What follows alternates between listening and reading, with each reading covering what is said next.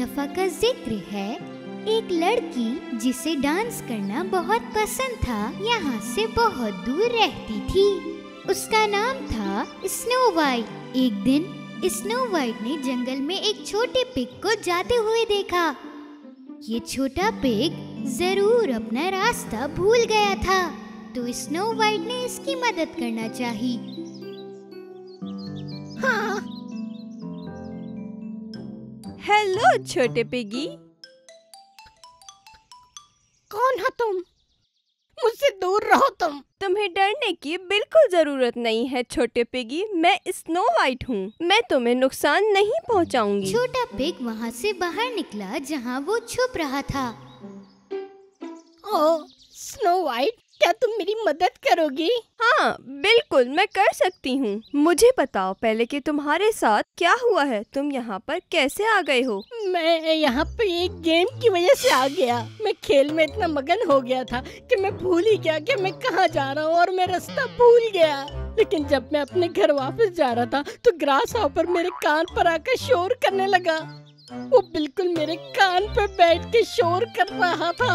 मैंने बहुत कोशिश की उसे पीछा छुड़ाने की और मैंने जंप लगाई ताकि वो गिर जाए। मेरे जंप लगाने से वो गिर तो गया, लेकिन मैं जंगल के बीचों बीच फंस के रह गया। मैं अपना घर घंटों तक ढूंढता रहा पर मुझे अपना घर नहीं मिला। मेरे भाई भी मेरे लिए परेशान हो रहे होंगे वहाँ। मेरी मदद करो प्लीज। स्नो वाइट ने छोटे पिग से कहा कि वो उसका घर ढूंढने में उसकी मदद करेगी और वो दोनों चल पड़े। बताओ पिगी, तुम्हारे घर के करीब क्या है? दरअसल वहाँ पे बड़े बड़े पेड़ हैं। बड़े पेड़ तो यहाँ पूरे जंगल में है। और कोई खास जगह तुम्हारे घर के करीब है?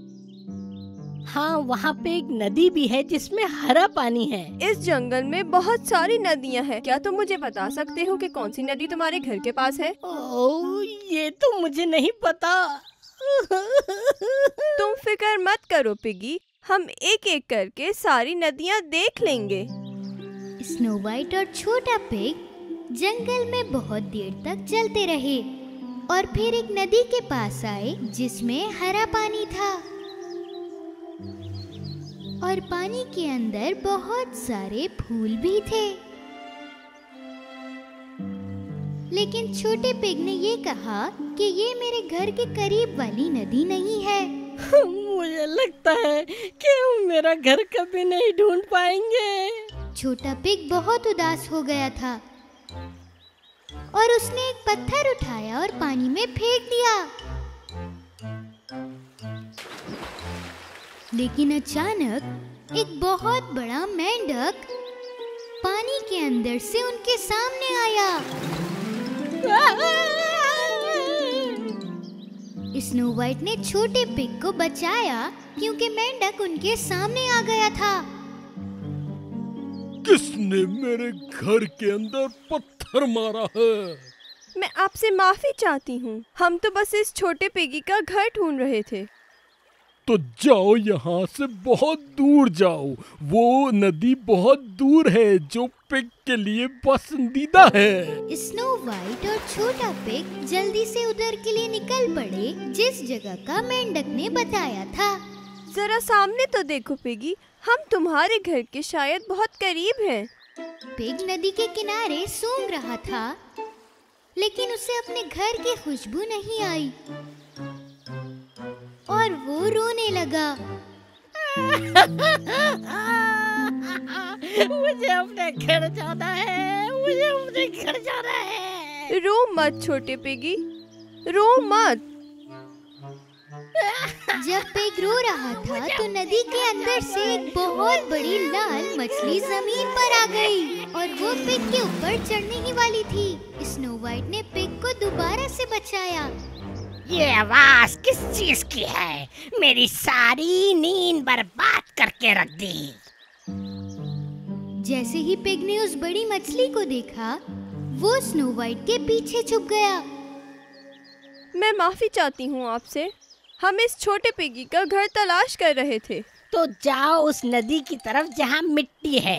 पिग को मिट्टी बहुत पसंद होती है। लाल मछली जल्दी से पानी में वापस चली गई और स्नो वाइट और पिगी मछली के बताए हुए रास्ते पर निकल पड़े। थोड़ी देर चलने के बाद स्नो वाइट ने मिट्टी में पैरों के निशान देखे। पिगी, ये पैरों के निशान तो देखो जमीन पर। ये जरूर मेरे भाइयों के होंगे। स्नो वाइट और पिगी उम्मीद के साथ नदी के किनारे चलते रहे और आखिरकार वो पिग का घर ढूंढने में कामयाब हो गए। वो देखो मेरा घर। जब उस पिग के भाइयों ने देखा कि वो वापस आ गया है तो उन्होंने उसे गले लगा लिया। हम तुम्हें बहुत मिस कर रहे थे छोटे भाई, तुम कहाँ थे? मैं एक जगह फंस गया था जहाँ ग्रास हॉपर मेरे पीछे लग गया था। वो तो शुक्र है कि इस शहजादी ने मेरी जान बचा ली। शुक्रिया मेरी प्यारी शहजादी।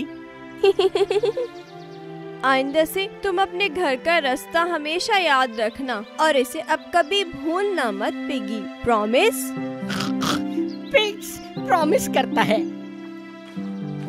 क्योंकि अब वो तीनों भाई मिल चुके थे तो उन्होंने पूरा दिन मिट्टी के अंदर गुजारा और वो स्नो वाइट के साथ भी खेलने लगे। वो छोटा पिग बहुत ही खुशनसीब था कि उसे स्नो वाइट मिली,